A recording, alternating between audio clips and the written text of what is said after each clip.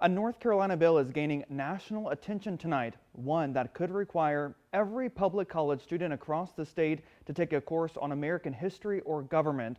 While it's getting praise from some lawmakers, there's pushback from hundreds of professors.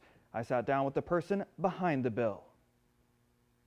We were not born knowing how to be free and the principles that make us free. These are things that must be taught and learned. Jamison Broggi wrote House Bill 96, the NC REACH Act. This bill would require every student within the UNC and community college system to pass an American history or government class to graduate. When we see a lot of the surveys, we see that college graduates know very little about our country and how it works and how our government is supposed to function. The Marine and attorney who lives in Morehead City took his personal time to write this bill, meet with lawmakers, and see its passage already in the State House. Professors are going to sign lots more reading than this, but at minimum they need to require students to read the Constitution and Declaration of Independence. Those historical documents plus 5 others are required for this course. Federalist Papers, Martin Luther King's letter from Birmingham jail, the Gettysburg Address. With a final exam at the end, which is 20% of the student's total grade.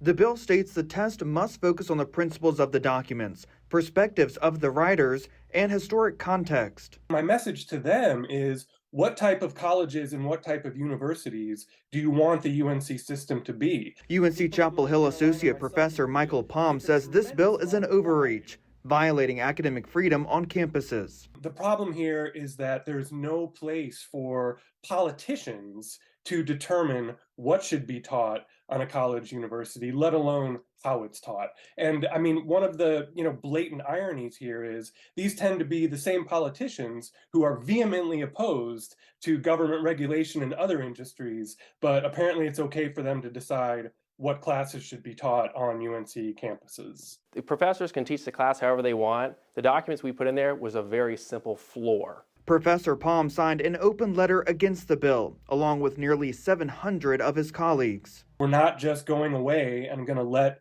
our institutions be overtaken over the summer. So to continue to be free, I think it's important for citizens to know the principles that allow us to remain free.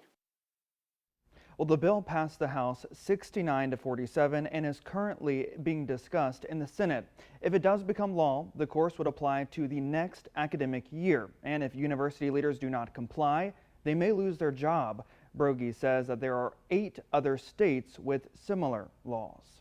And it's something we'll continue to monitor along with other controversial bills in the legislature. So what do you think? Voice your thoughts on our social media pages.